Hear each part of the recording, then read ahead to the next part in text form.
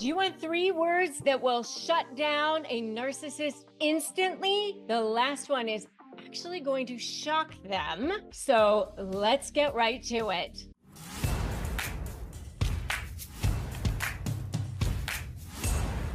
Hey everyone, welcome back to my channel. If you're new here, I'm Rebecca Zung, a globally recognized negotiations and high conflict communications expert and attorney, and the best-selling author of Slay the Bully, How to Negotiate with a Narcissist and Win. And I'm so glad that you are here. If you are new here, hit that subscribe button and turn on notifications so you don't miss any of my videos. And trust me, you don't want to miss out on today's topic, 3 words that are going to shut down a narcissist instantly. That last one is going to shock them. And these words may seem simple, but that way that they work is incredibly powerful, especially against that pesky narcissist. So let's just dive right in. So the power of words in narcissistic interactions is so key. So before I reveal these 3 words, let's talk about why words matter so much when you're dealing with a narcissist. Narcissists thrive on control. They thrive on control. They thrive on manipulation and pushing your emotional buttons.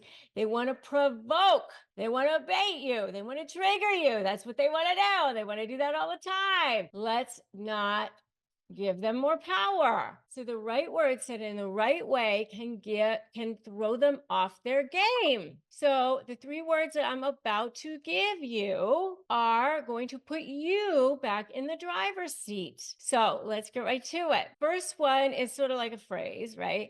But that's interesting. And it's sort of like instead of you getting angry, you're just kind of getting curious. You can use a hybrid of this too. It's just sort of like, okay. I know it seems really simple, but the reason why it works is because they feed off of your emotional reactions. So they just want you to defend yourself, get angry, feel guilty. But when you respond with, that's interesting.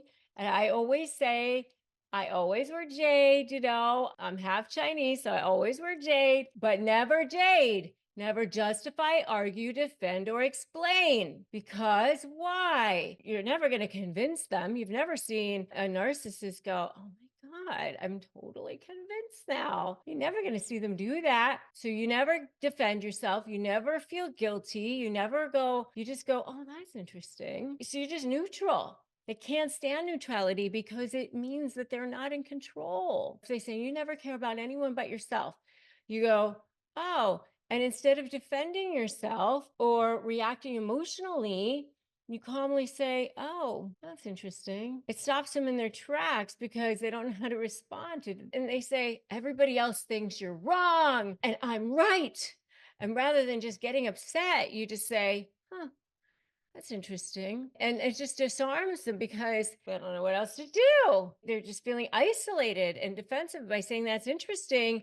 You just take control of the situation without escalating it. You're not giving them any fuel, which just throws them off. You just kind of get curious. Oh, I mean, if you want, you can even ask questions like, oh, what makes you think that? Or what makes you say that? You don't even have to do that. What I want to know is if you're going to give it a try, if you're going to try it, just put, I'm trying it. Put that right there in the comments. Go, I'm trying it. I'm trying it. I'm giving it a try. And then I want you to come back and I want you to say if it worked for you. So, because it's definitely going to work. I promise you that it will. It's going to be so hard, especially if they're going to say something that's like super antagonistic or super baiting, triggering, whatever. You're just going to go, okay.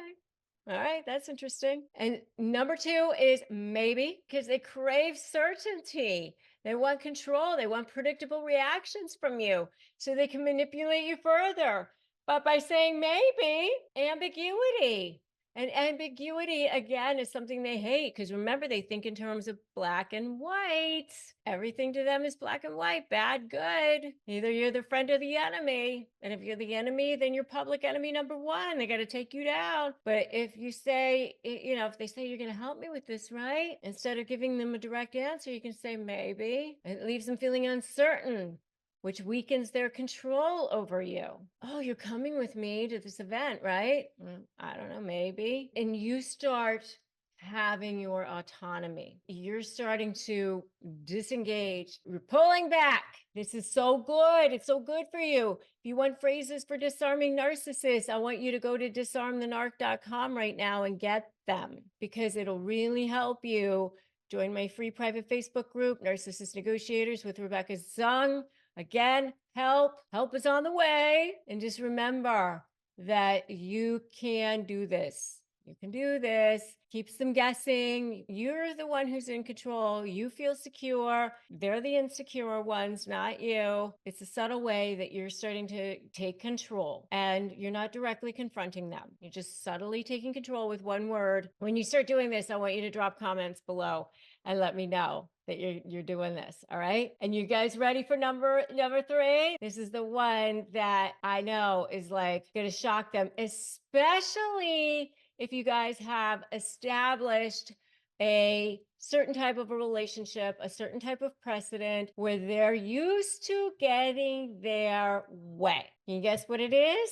No. Final word is no. It's truly going to shock them. It's so simple, yet it's so powerful, especially when dealing with narcissists. It almost feels impossible. It's really your ultimate boundary setter. I hate hearing no because it's a direct rejection to their ego. It's a blow to their ego, but they will recover. They'll be okay. So if they ask you to cancel your plans for them and you say, no, it's not going to work for me, that's soul crushing for them. Or if they ask you to do something that you're not comfortable with, lending them money or helping them with something that you don't want to do, and you say, I can't do that, I'm not going to, it's clear, and you're not leaving any room for negotiation, they don't like it, you're standing in your power, let them have a tantrum. It's okay. Let them know that it's a clear no and it's non-negotiable. And if you're struggling with saying no, I really want you to get my phrases for disarming narcissists. It's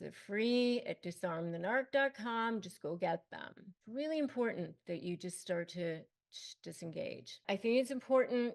Top strategies: shut down the manipulation, get you back in that driver's seat, grab them, click the link. And remember, this is just a game for them.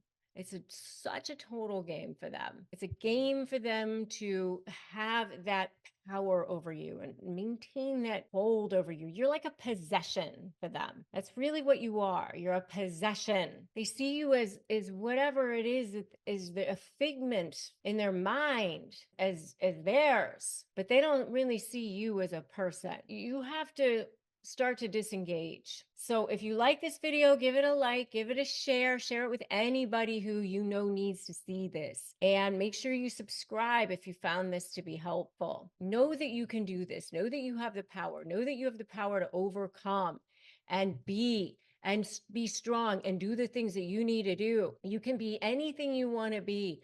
You can take this struggle and turn it into your superpower. You have the power to do that. And they're always going to be narcissists. They can't change. Creating great retail experiences is super tough nowadays, especially for people who have multiple locations. I don't even have multiple locations, but my staff is in multiple locations. So when you've got separate workflows, it's a lot. But you can do it without all the complexity. You can have a unified command center and bring everything together, especially if you've got places all over the world or staff all over the world. I use it for shop.rebeccazung.com to sell all my courses, all my super cool merch, and it makes it so easy. And I can even offer payment plans seamlessly. It just makes it so simple for my customers to shop wherever, whenever they want. And it gives my team the tools they need to close the deal every single time. And let's face it, acquiring new customers can be expensive, but with Shopify's POS, point of sale, you can keep the existing customers happy, go get new customers, new shoppers, and have a consistent, tailored experience and first-party data that gives your marketing team a competitive edge. Want more? Check out shopify.com/negotiate. all lowercase, and learn how to create the best retail experience without complexity. That's shopify.com/negotiate. The next video that I want you to watch is use these phrases and tactics to hurt a narcissist forever. I will see you over there, but remember that today is always a great day to start negotiating your best life, and I will see you in that next video. I'll see you there.